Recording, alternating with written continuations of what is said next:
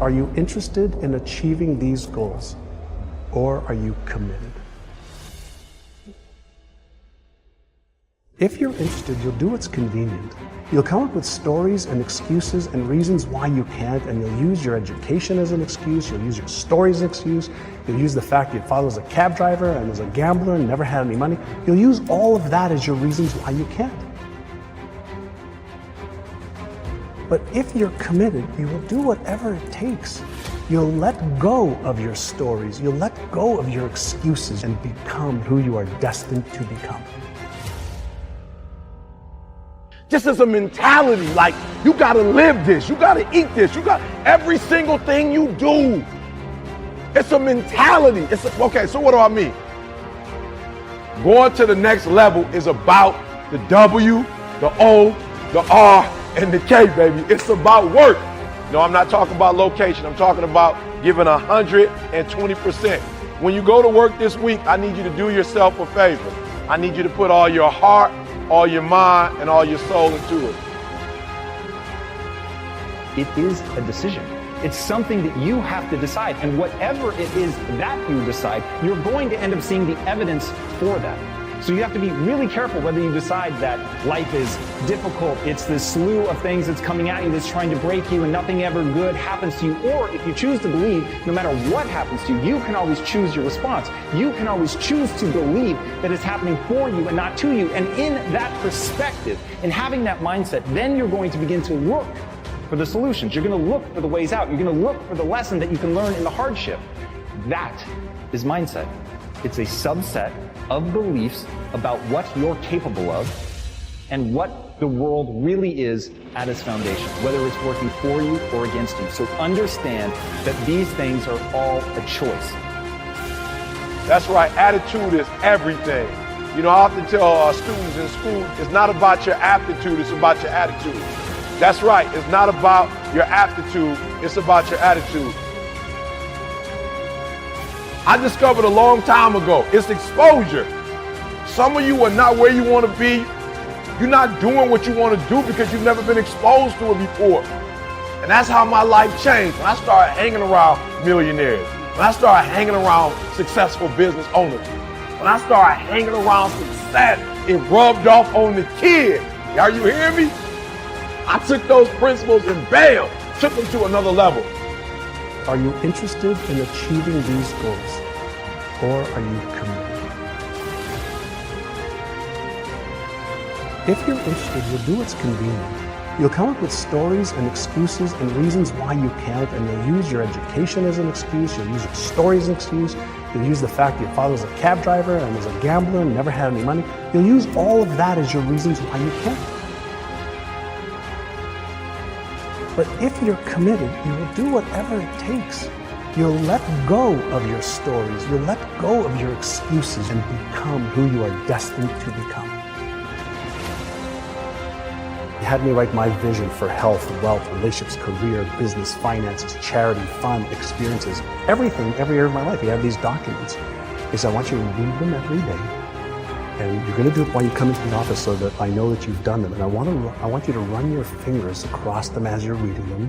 And then when you're finished one paragraph, close your eyes, and I want you to feel, what would it be like if that was true? So you got me to see it, to touch it, to close my eyes and visualize it and to feel it. So at the time he didn't understand what he was really doing, but he was causing me to create new neural patterns in my brain that did not exist before.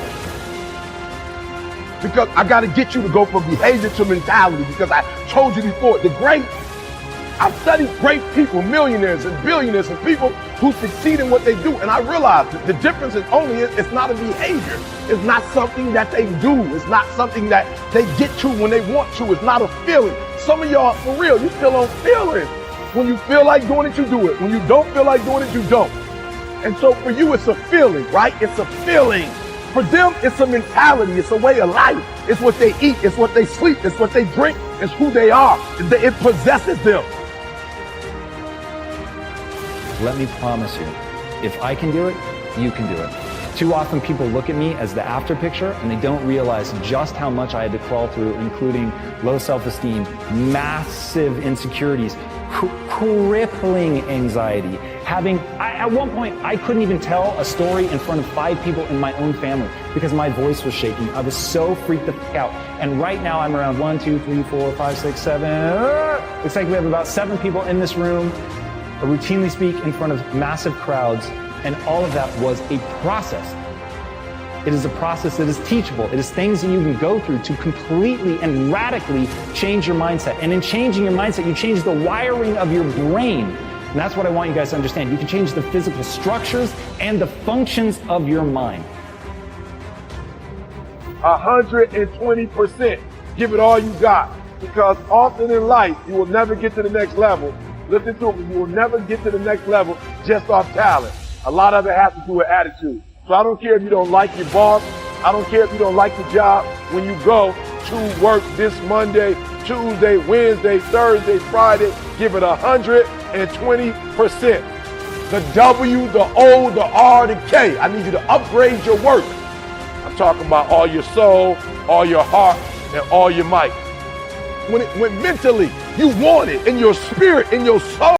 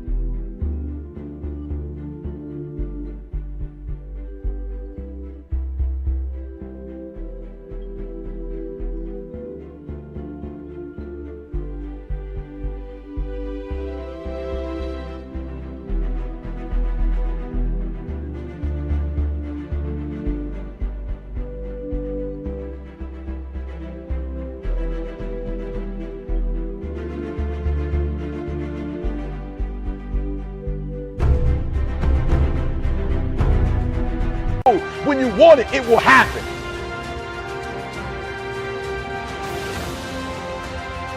All right, so watch this. 3 things. Work. So what do I mean when I say work on your work? First, you got to study your work. Are you hearing me? Like, you going to work every single day and you're not getting no better at it because you're not studying it. Like, literally, you got to study your own work. I don't know if you play football or basketball. If you a teacher, look, if you a teacher, get you a camera and put it in the room. Stop letting the principal study your work. Stop letting the assistant principal, stop letting the administrator study your work. You should be studying your own work. You should be your own performance coach. You should be looking at what you do, how you do it, when you do it, why you do it. You should study your work. Number 2, listen to me. We're taking it to another level. I critique your work. All right. I'm talking about examine it, measure it. So what I want you to do is from day to day, from week to week, from month to month, from year to year, I want you to critique your work. If you think and you believe and you emotionalize and you visualize and you create your plan for how am I actually going to achieve this? So what do I need to do? When am I going to do it? How specifically? How am I going to tweak it, measure it, and iterate it so that I'm consistently making progress? I learned the value of progress versus perfection. None of my mentors ever had me focus on perfection. They had me focus on progress to just keep getting better. Little incremental gains every day, every week, every month, every quarter. And even when you move backwards a couple of steps, what's the progress that you made and what you learned? So I was taught that failure is an opportunity to learn. And I was also taught to disassociate me being a failure from failing. I'm my greatest critic. I'm not relying on comments on YouTube. I'm not relying on the feedback of others. I'm trying to constantly not just look at my work. Are you hearing what I'm saying? Not just study it, but I'm trying to critique it. I'm trying to evaluate. I'm trying to measure it. Because there's no way you can get to another level if you can't measure it. You got to know where you are first to know where you're going. So I need you to critique your work. And the last one, I need you to reflect on your work. I need you just to step back from your own work sometime. Just step back from your work and reflect on it. Like, just really think about it, right? Think about how you do what you do.